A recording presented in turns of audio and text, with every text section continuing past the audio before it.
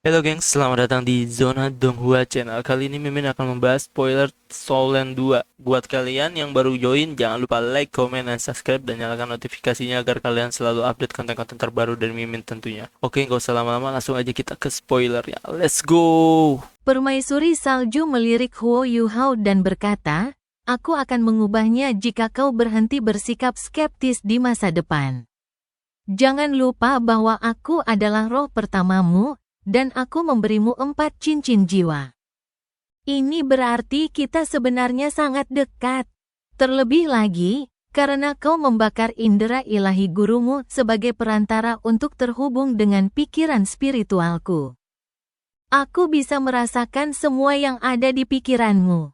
Huo Yuhao linglung. Ya, aku benar-benar lupa. Selama ini aku mengendalikan putri salju dengan pikiranku. Setelah ingatannya pulih, hal ini menjadi saling menguntungkan. Tak diragukan lagi, permaisuri salju pasti merasakan niat dan perubahan emosinya. Itulah sebabnya dia mengatakan ini. Permaisuri salju mendekat ke sisinya. "Baiklah, aku akan memanggilmu dengan namamu dan kau akan memanggilku Putri Salju. Ini bukan hanya lebih familiar, tapi juga lebih tidak aneh." Oke, oke, Huo Yuhao mengangguk berulang kali. Putri Salju memang hebat, kedengarannya paling alami. Ekspresi permaisuri es berubah sedikit aneh. Tatapan matanya saat ini tampak seperti kecemburuan. Permaisuri salju berkata kepada Huo Yuhao, "Mereka butuh waktu untuk kembali. Kau bisa berkultivasi di sini dulu. Lingkungan di utara ekstrim sangat cocok untukmu." Baiklah, masalah permaisuri salju telah terselesaikan. Dan Huo Yuhao sedang dalam suasana hati yang baik. Ia duduk bersila di tanah dan segera memasuki kondisi kultivasi. Ini sudah menjadi wilayah inti kutub utara ekstrim. Suhunya sangat rendah. Jika orang biasa ada di sini, mereka akan menjadi patung es hanya dalam beberapa tarikan napas. Di lingkungan yang sangat dingin seperti itu, jumlah esnya secara alami lebih banyak daripada di kebanyakan tempat lain. Jiwa bela diri es tertinggi Huo Yuhao hanya menyatu dengan sebagian kekuatan permaisuri es pada awalnya. Dan belum cukup murni, namun, ia perlahan-lahan menyatu dengan asal kekuatan jiwa permaisuri es seiring dengan peningkatan kekuatannya. Seiring dengan peningkatan kemampuannya sendiri, es tertingginya menjadi semakin elemental. Hal ini terutama terjadi setelah ia menyatu dengan permaisuri salju yang menjadi rohnya. Es tertingginya perlahan-lahan menjadi semakin kuat.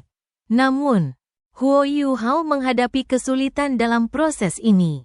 Misalnya, ketika permaisuri salju menuangkan energi asal esnya ke dalam dirinya, ia lumpuh untuk sementara waktu. Setelah menyerap esensi es misterius beraneka ragam, kondisi Huo Yuhao sendiri telah meningkat pesat. Peningkatan tersebut tidak dapat digambarkan secara fisik, melainkan peningkatan sensitivitas es tertingginya. Selama proses ini, es tertingginya juga mulai menjadi semakin ekstrim. Sebenarnya, mengatakan sesuatu itu tertinggi hanyalah cara untuk menggambarkannya. Mustahil mencapai titik ekstrim seperti itu. Entah itu es tertinggi milik Huo Yuhao, es tertinggi milik permaisuri salju, atau es tertinggi milik permaisuri es. Semuanya mustahil mencapai titik nol absolut. Namun, seiring meningkatnya kemampuan Huo Yuhao dan pemahamannya tentang Ultimate Ice, mereka terus maju ke arah itu. Seorang master jiwa tipe es dapat mencapai suhu di atas -100 derajat Celcius, dan kemampuan jiwanya pun dapat mencapai standar tersebut. Namun, semakin banyak master jiwa tipe es yang gagal seiring suhu terus menurun. Ketika suhu mencapai -150 derajat Celcius, setiap penurunan suhu membutuhkan tidak hanya kerja keras, tetapi juga bakat dan jiwa bela diri yang berkualitas. Es tertinggi milik Huo Yuhao adalah yang paling mengerikan karena terus berubah. Permaisuri es telah mencapai suhu terendah sepanjang masa.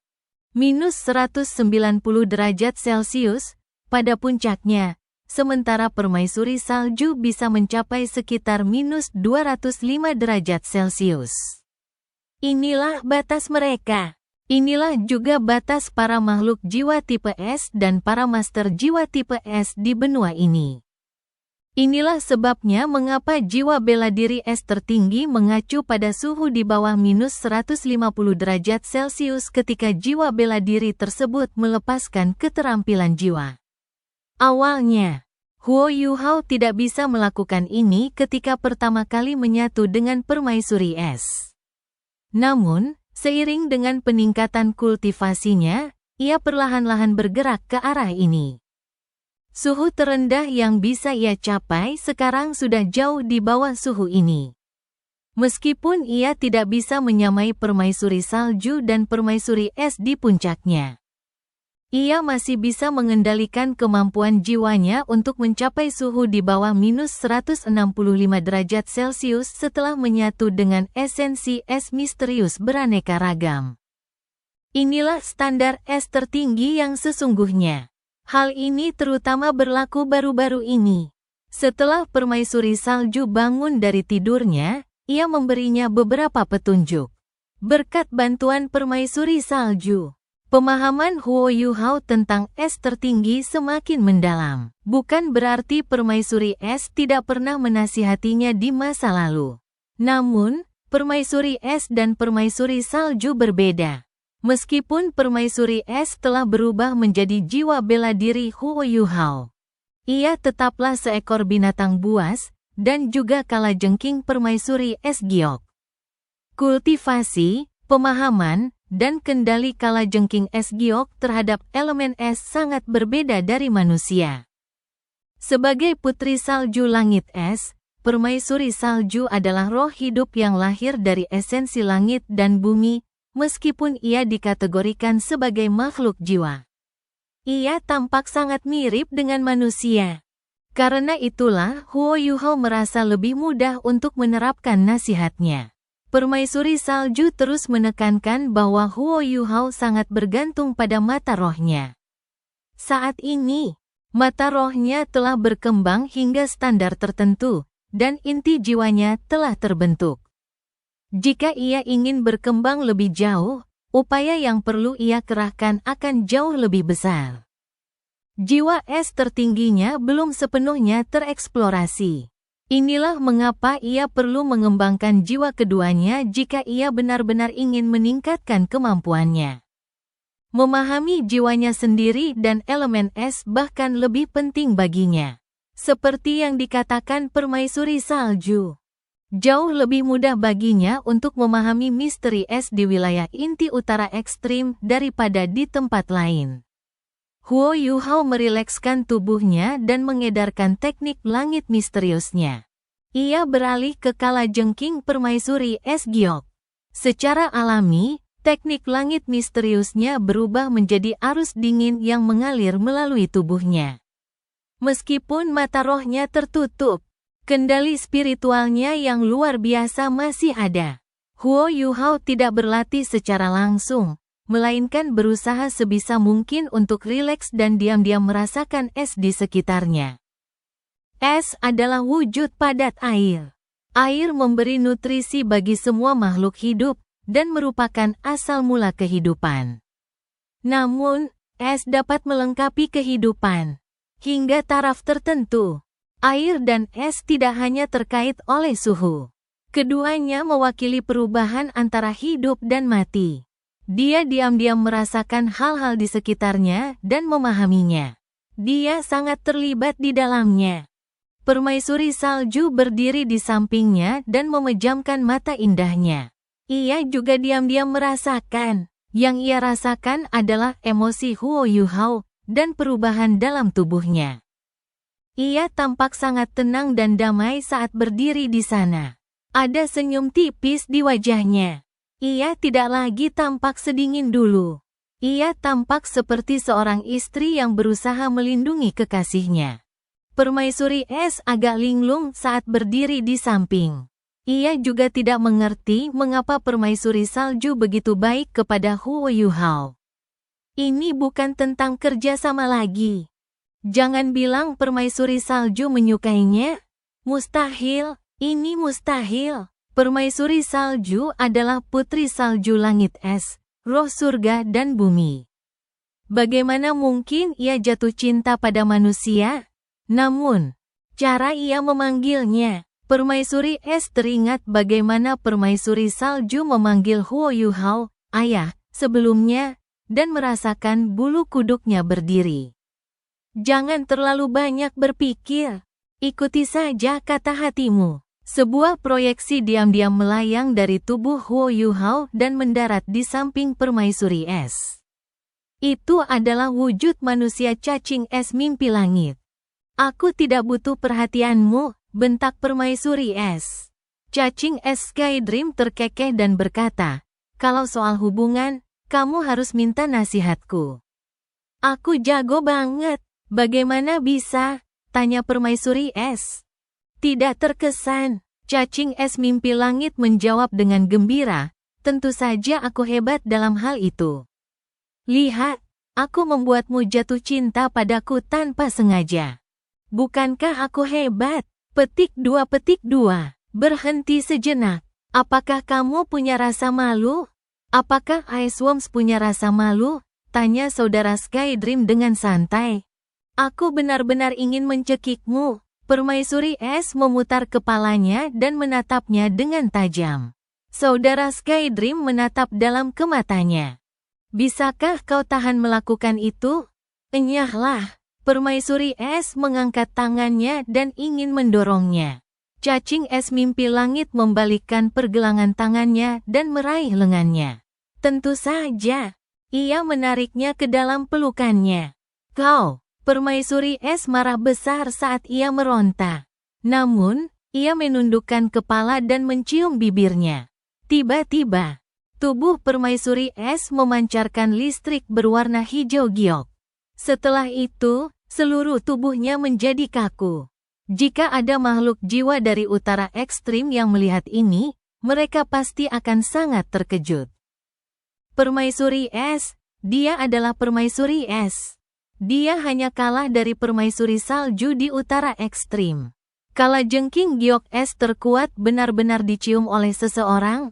Awalnya, cacing es mimpi langit hanya diam-diam menyerang. Tetapi tak lama kemudian, ia menyadari bahwa Permaisuri Es sama sekali tidak melawan. Tangannya bahkan mencengkeram erat bagian depan kemejanya, yang telah ia ciptakan menggunakan indera spiritualnya. Bagaimana mungkin ia melewatkan kesempatan langka seperti itu?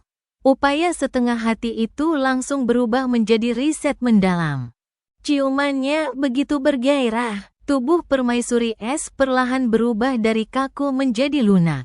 Meskipun ia tampak berusaha mendorong cacing es Sky Dream, ia akhirnya tidak melakukannya. Permaisuri Salju mengangkat kepalanya untuk menatap mereka berdua. Ia menggelengkan kepala tanpa daya dan menutup matanya. Bahkan Permaisuri Es pun bereaksi setelah dicium berkali-kali. Saat ia memaksa mendorong kakak Sky Dream, wajahnya sudah memerah. Ia menampilkan pertunjukan yang fantastis saat itu, memperlihatkan raut wajah kesal. Seolah-olah ia anak kecil yang telah berbuat salah. Ia menundukkan kepala. Ice, aku salah. Permaisuri Es hampir mengamuk, tetapi tak kuasa menahan diri untuk tidak tertegun melihatnya seperti ini. Sebelum sempat mengamuk, ia tanpa sadar bertanya, apa salahmu? Cacing es mimpi langit menundukkan kepalanya dan berkata, wah, ciuman pertamaku diberikan begitu saja padamu. Es, kau harus bertanggung jawab. Permaisuri Es tertegun sejenak. Setelah itu, ia mengamuk, omong kosong. Bukankah itu ciuman pertamaku juga? Benar sekali. Saudara Sky Dream langsung mengangkat kepalanya. Ada raut terkejut yang menyenangkan di wajahnya. Bahkan matanya berbinar-binar. Mau mati? Kau mau mati? Aura permaisuri es membumbung tinggi. Kali ini, ia benar-benar akan mengamuk. Berhenti, es, diamlah. Biarkan aku menganalisis situasi permaisuri salju untukmu sekarang. Cacing es mimpi langit langsung mengubah ekspresinya, dan tampak sangat serius. Permaisuri es sudah mengangkat tangannya. Tetapi ketika melihatnya seperti itu, dia akhirnya tidak memukulnya. Katakan padaku, tanya permaisuri es sambil menggertakkan giginya. Cacing es mimpi langit berkata dengan serius. Situasi yang dihadapi permaisuri salju sangatlah wajar. Awalnya, ia ingin terlahir kembali sebagai manusia dan mencari jalan yang penting. Ini karena ia menyadari bahwa sebagai makhluk jiwa, ia tidak mungkin bisa melampaui batas dunia ini, sekuat apapun ia. Bahkan jika ia seperti Ditian, ia tidak bisa mencapai alam dewa. Ini adalah sesuatu yang tidak bisa dicapai oleh makhluk jiwa. Ia hanya memiliki kesempatan dengan terlahir kembali sebagai manusia. Namun, siapa sangka ia akan bertemu manusia-manusia keji yang mengambil embrionya tepat saat ia dipenuhi harapan? Ia sangat tersiksa karenanya, karena kemungkinan besar ia akan menjadi cincin jiwa seorang master jiwa manusia. Yu Hao lah yang menyelamatkannya. Kemudian, permaisuri salju bahkan tidak kehilangan kesadarannya. Ia masih sekuat sebelumnya. Tanpa pilihan lain, ia menyatu dengan tubuh Yu Hao dan pergi bersamanya. Sejak saat itu, ia benar-benar memasuki dunia manusia. Tak lama setelah itu, kekuatan asalnya yang terkompresi dilepaskan sepenuhnya karena Yu Hao menyerap ranjang esensi giok dingin, yang menyebabkannya menyatu dengan roh Yu Hao. Karena itu, Guru Yu Hao harus membakar akal sehatnya dan meninggalkan dunia ini. Meskipun permaisuri salju tidak mengatakannya secara eksplisit, ia selalu merasa berhutang budi kepada Yu Hao. Terlebih lagi, Huo Yu Hao memperlakukannya dengan sangat baik setelah ia menjadi putri salju. Setelah beberapa waktu, beberapa perasaan pasti muncul. Permaisuri salju awalnya adalah putri salju langit es. Di ujung utara, semua makhluk jiwa menghormati dan takut padanya. Dari Yu Hao, ia merasakan kedekatan yang belum pernah terjadi sebelumnya. Saat masih menjadi putri salju kecil, ia benar-benar memperlakukan Yu Hao seperti ayahnya. Karena itulah ia merasa sangat wajar memanggilnya ayah selama ini. Saat ini, pilihan permaisuri salju dibuat karena dua alasan. Pertama, dia bosan dengan kehidupan sepi yang dia jalani di sini dan berusaha keras untuk menyatu dengan dunia manusia. Kedua, kurasa dia tidak mungkin meninggalkan Yu Hao. Perpaduan antara dirinya dan Yu Hao bahkan lebih dalam daripada kita. Permaisuri es tercengang dan bertanya, bagaimana mungkin? Akulah jiwa bela diri Yu Hao. Kau juga tidak terlalu buruk. Kau bahkan telah menyatukan asal spiritualmu dengannya. Bagaimana mungkin penyatuan kita dengannya tidak sedalam penyatuannya dengan permaisuri salju? Cacing es mimpi langit terkekeh dan menjawab, kau mungkin tidak akan tahu ini. Kau melupakan sesuatu yang penting. Ketika permaisuri salju menjadi roh Yu Hao, Guru Yu Hao, Electrolux, justru membakar sisa-sisa indera ilahinya. Bagaimanapun, ia sudah setengah jalan untuk menjadi dewa. Dalam keadaan seperti itu, bukankah kau setuju bahwa fusi menggunakan sisa-sisa indera ilahinya akan lebih mendalam? Aku bisa merasakan bahwa permaisuri salju dan Yu Hao mungkin memiliki hubungan darah. Inilah yang kurang dari kita. Ini juga berarti bahwa asal-usulnya mungkin telah menjadi bagian dari Yu Hao. Sebagai seorang guru, Electrolux pasti telah meninggalkan beberapa manfaat bagi muridnya sendiri dengan mengorbankan nyawanya sendiri. Karena itu, Huo Yuhao merasa jauh lebih dekat dengan permaisuri salju. Setelah mendengar analisis Sky Dream Ice Worm, permaisuri es lupa tentang bagaimana dia dimanfaatkan sebelumnya, dan memasuki keadaan termenung. Cacing es mimpi langit berkata, "Baiklah, es. Aku akan kembali ke tubuh Yuhao untuk berkultivasi. Aku belum sepenuhnya menyerap esensi es misterius beraneka ragam."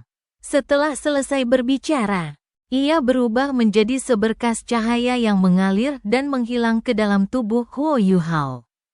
Setelah beberapa saat, permaisuri es bereaksi. "Aku belum membalas dendam pada bajingan ini karena telah memanfaatkanku. Namun, Huo Yuhao sedang berkultivasi. Dia tidak mungkin mengganggu lautan spiritualnya." Dia langsung marah sambil mengerucutkan bibirnya. Namun, wajahnya sedikit memerah karena malu ketika mengingat bagaimana cacing es mimpi langit menciumnya. Selain malu, dia juga merasakan sedikit rasa manis. Ketika Huo Yuhao terbangun dari meditasinya, ia hanya merasa seluruh tubuhnya menjadi jernih sepenuhnya. Dalam waktu singkat ini, ia merasa seolah-olah telah berubah menjadi balok es, dan merasakan masa lalu es yang abadi. Namun, ketika ia membuka matanya, ia langsung menyadari bahwa mungkin hanya ia yang mengira waktu telah berlalu begitu singkat. Hal ini terjadi karena ada sekelompok Titan Snow Devil yang berdiri di sekitarnya. Raja Iblis Salju Titan berdiri di depan.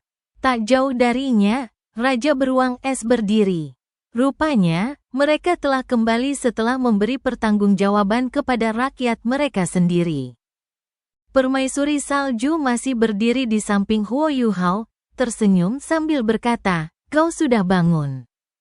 Kau telah mencapai hasil yang cukup bagus." Melihat senyum di wajahnya, Raja Setan Salju Titan dan Raja Beruang Es keduanya linglung.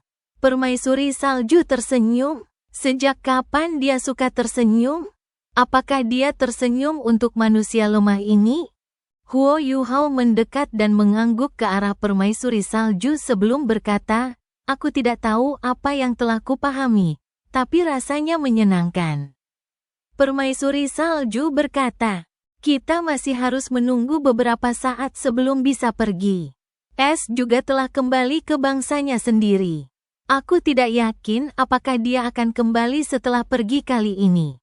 Dia juga harus bertanggung jawab kepada spesiesnya sendiri." Baiklah, Huo Yuhao terharu. Setelah menyatu dengan esensi es misterius beraneka ragam, asal-usul permaisuri es memang telah sepenuhnya menyatu. Ia kini bisa menjaga jarak dari Huo Yuhao. Permaisuri salju memiliki telepati yang kuat dengannya, dan tentu saja tahu apa yang dipikirkannya. Ia mengangguk dan berkata, "Setidaknya di wilayah inti utara ekstrim. Namun, ia tidak bisa melakukannya terlalu lama.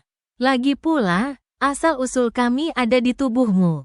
Jika mereka tetap terlalu jauh darimu, indera spiritual mereka akan melemah. Mereka hanya bisa pulih di tubuhmu. Setelah meninggalkan tubuhmu, mereka hanya akan menguras diri mereka sendiri." Jadi begitu, Huo Yuhao tercerahkan. Permaisuri es tidak membuat mereka menunggu terlalu lama. Dalam waktu kurang dari 2 jam, ia telah berubah menjadi seberkas cahaya hijau giok dan kembali. Namun, ia tidak mengatakan apa-apa, dan langsung menyatu kembali ke tubuh Huo Yuhao.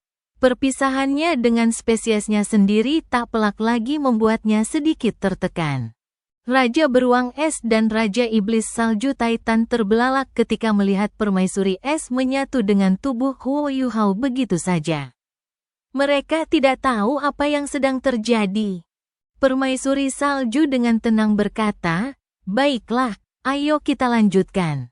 Saat dia berbicara, dia menyeret Huo Yuhao ke atas dan mendarat di bahu lebar Raja Beruang Es.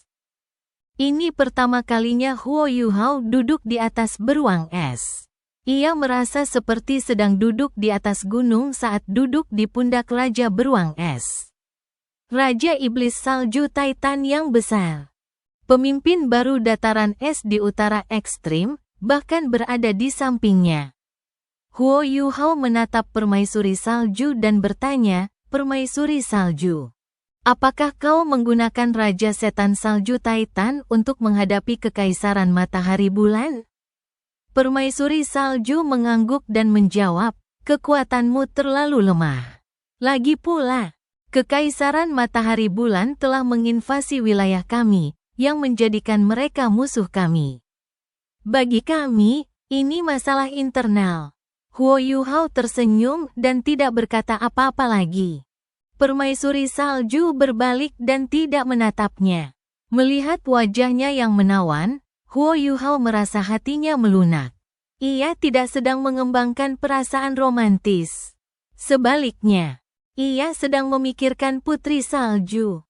Baginya, putri salju kecil itu seperti putri dan adik perempuannya. Bagaimana dengan putri salju sekarang? Kakak perempuan? Saat memikirkan seorang kakak perempuan, Huo Yuhao tiba-tiba merasa sakit hati. Sudah lama sekali, aku penasaran bagaimana kabar Suster Xiao Tao. Setelah kami berpisah, Qiuer mengorbankan dirinya. Kemudian, emosiku sangat labil. Dan aku harus menghadapi gelombang monster dari hutan bintang Do Agung. Aku tak punya pilihan selain bergegas kembali ke kota Shrek. Setelah itu, perang melawan Kekaisaran Matahari Bulan.